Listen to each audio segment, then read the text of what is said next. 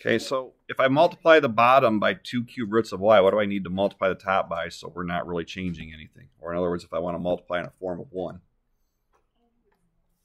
Same thing, don't I?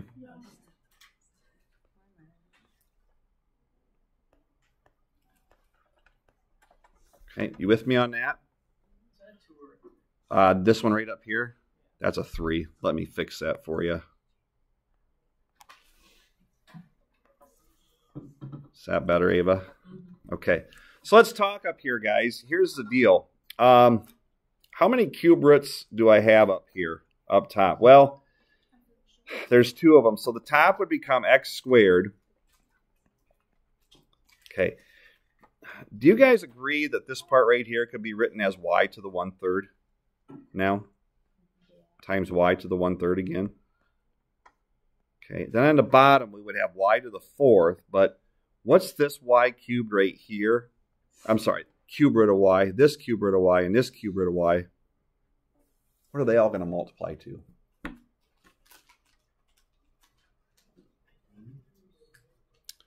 So if I have 3 cube roots of y, what will they multiply to? I guess that's the main question. It'll just be a y, won't it? Okay, so my solution down here is going to look like the following, kids. Okay, up top we have an x squared, don't we? Guys, how many y to the 1/3 do you have up top? So this would really be times y to what power, really? Y to the, not second, but 2/3. You'd add 1/3 and 1/3 up top there, wouldn't you? Okay, now it's okay to have rational exponents in the numerator. Then at the bottom, this y right here is really y to the 1st, isn't it? So y to the 4th times y to the 1st would be what in the denominator? Y to the 5th is how you'd want to leave that, okay? So again, this problem that we run into right up here, in the denominator, we've got to make sure we don't have rational exponents in the denominator to simplify stuff. That's just one of the rules for simplest radical form. This, my friends, is what our solution is going to look like.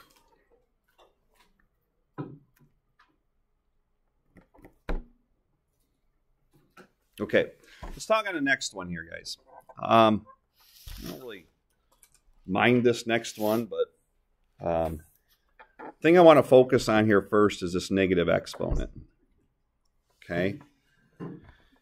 So I just want to show you this. If I had 1 over z to the 4th, let's just do it this way. Some value a over like, I'm just going to put like x to the negative 6th power right there.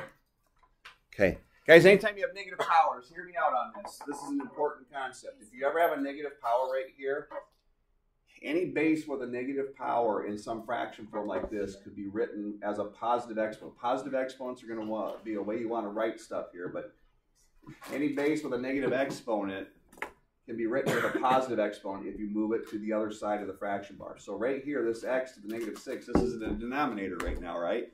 If I would move this to the top or the opposite side, that would be moved up there and it would become not x to the negative 6 up top, it would be x to the positive 6. So I'm going to write just a little note up here, and I'm sure you've seen stuff like that before, but just a quick refresher. So this will equal a times x to what power, kids?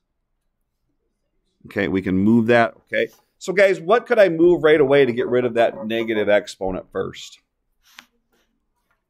So I'm going to write this down as 16x to the 1/3. I'm sorry, y to the 1/3 power times what's going to move up top to join that, friends? Z to the what? Okay, all agree there? Okay, then in the bottom we have 8 and then x to the 2/3, don't we, kids? Okay, so to simplify this one, this looks kind of messy, doesn't it? Would you say it looks kind of messy right now? Okay, let's make it look nice then. Let's kind of divide this up into parts. We could simplify the 16 over 8, couldn't we? What would that simplify to? 2. Okay, so we're going to have 2. Okay, let's look at the x's right here. Up top, you have x to the first, don't you? Bottom, you have x to the 2/3. So by rule, you would subtract exponents. So what's 1 minus 2/3? Are there more x's up top or on the bottom? So what's 1 minus 2/3 going to get you? So 1/3 would remain up top. It's okay to have that rational exponent in the numerator. Okay, talk to me. What's next? Y to the 1/3 is staying up top. That's okay. And then what? Okay, that would be simplest form right there. Okay. Now another way to write this alternatively could also be this. Some people might write this as 2 times z to the 4th. Okay. Guys, if I have a 1/3 up here, the denominator part is your index. So I could write this as the cube root of what two variables had 1/3 exponents up there? X and what? Okay, or I could write it like that if you want. Okay, so it would be okay to write something like this if they want it with rational exponents, or if they want simplest radical form, that could work as well.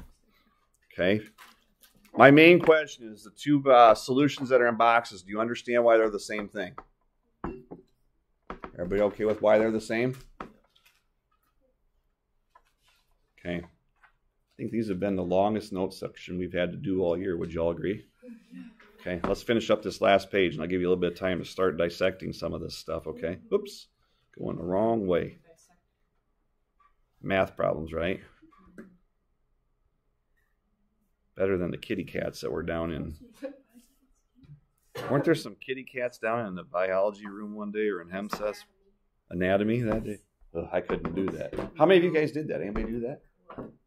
The cats that were in Hemseth's class that were donated to dissect up. Ugh. Not for me. What's that? They did like Sphinx this year though, because there was like a shortage and there was too many of them. In really? Class or something. Or, I don't know. Either way. Yeah. Guys, it says perform each indicated operation. Assume all variables are what? Agree positive. Okay. All right, my friends. This first one's pretty easy. Okay, this is just simply combining like radicals. Okay, don't I have some cube roots of x in this first term? How many? Okay, in the first term though. Oh, 6. 6 of them. Second term, there are what? Isn't this just like combining like terms? This simply put is going to be equal to what? 8 times what? Cube root of x. Wish they were all that easy, don't you? Yeah. Okay, because this one right here, this next one's pretty difficult. Okay. Guys, can I give you a note about example 8 when we're trying to add, subtract variable expressions? Okay, first things first. Notice how the parts I underlined right here, cube root of x, cube root of x, were they a match right off the bat? That's a good thing, right? Okay. Take a look at your roots up here. 4th root of 3p to the 6th and the 4th root of 48p squared. Is that a good thing or a bad thing? They don't match, do they? Okay, so what we're going to have to do, kids, is we're going to have to try to simplify both roots here to see if we can perform the indicated operation. So we're going to have to simplify that 4th root of 3p to the 6th. And then same thing here. We're going to have to try and simplify that 4th root of 48p squared. Let me show you how this works, kids. Okay, I'm going to bring the 16 straight down first. Okay. All right, so this is like 16 times the 4th root of 3 first. Okay. I'm going to break apart this 3 and this p to the 6th right here. So I've got the 4th root of 3 here first. You guys okay with that? Okay, now this would be times the 4th root of p to the what, kids? Okay, we'll come back to that in a second. Okay. I'm going to change color here for the second side of this. Okay, so this will be P, because that's what's out front, right? By the way, did you all know that that's the best letter in the alphabet? Yep. You're on your game today. I love it. Party. Oh, party.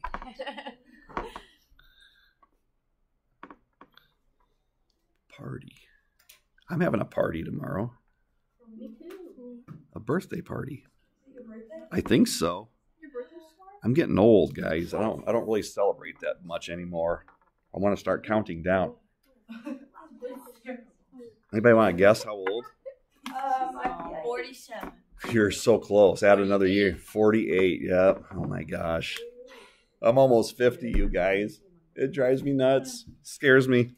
Okay, guys, let's start looking at these roots to see if we can simplify these here or make this easier. Okay. 16. Is there anything I can do with the fourth root of 3? I'm like, well, I don't know. Remember that chart that we had? What did we call that chart again? Yellow one.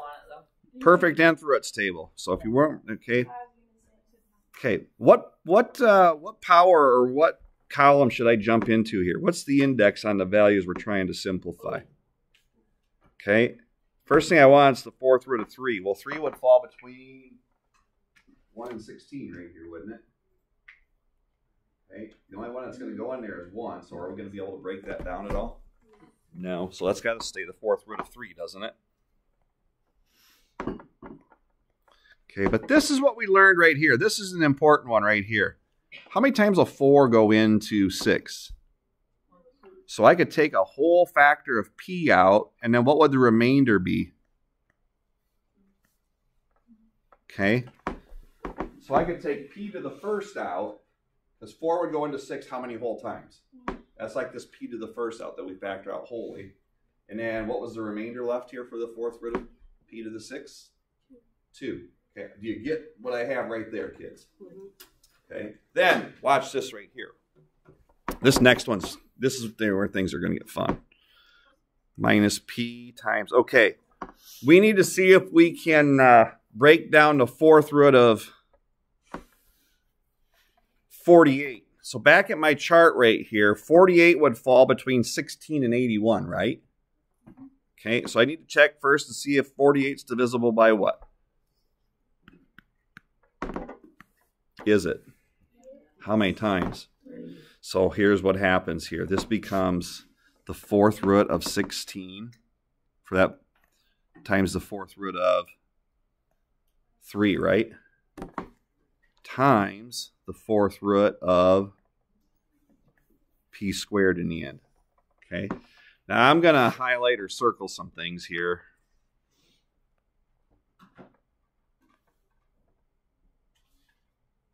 Oh, what color you want? Should we go with pink today? Yeah. All right. Kids, a couple things here. Okay, let's work with the left side. I don't think there's anything I can break down any further on the left side, is there? No. So what I'm going to do here, guys, is this. I'm going to call this, I'm going to put the 16 and the p together first. But notice this right here. This index, what's the index on both of those? So I could call this really all the fourth root of 3p squared, right?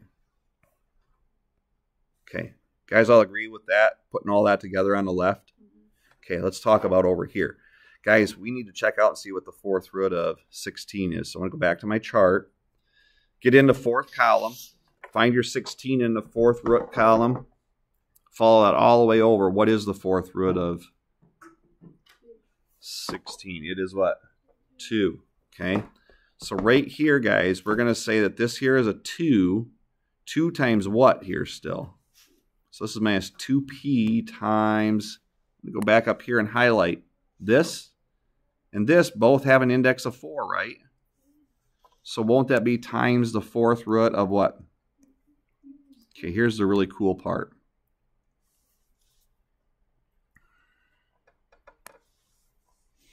P times the fourth root of 3p squared. Does that match this right here? P times the fourth root of...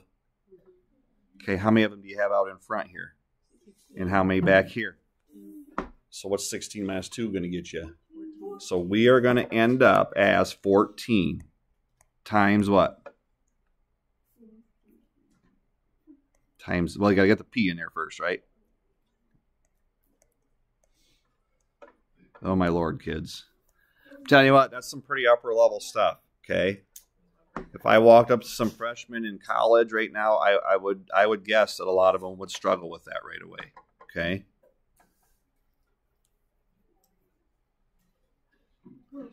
Guys, this is pretty high level. I'm going to put a star up here. Okay, that's a great example. So here's the deal today. I know that there's a ton of notes, okay, in this section. There's a lot of examples. So here's the deal today. When you get your quick quiz, do the best you can. I would encourage you to work with each other. If you get stuck, come talk to me, okay? I'll kind of guide you through it, but I also might make some notes to say this problem might be like example, because we've got like, what, 8 different examples in this note section. Is that right? I might also say refer to example blah, blah, blah in your notes so I can get you moving forward on that, all right? I'm sure they're not on the top of your head right now, and I'm sure they'll come up, but does anybody have any pressing questions right now at this point other than why we're here right now on time?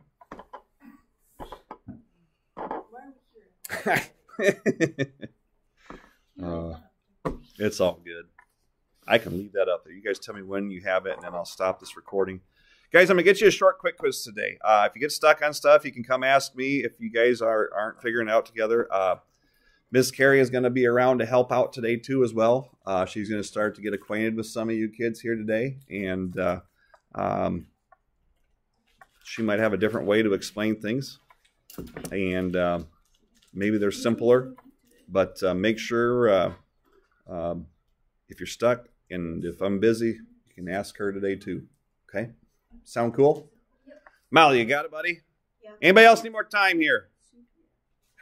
Anybody need more time?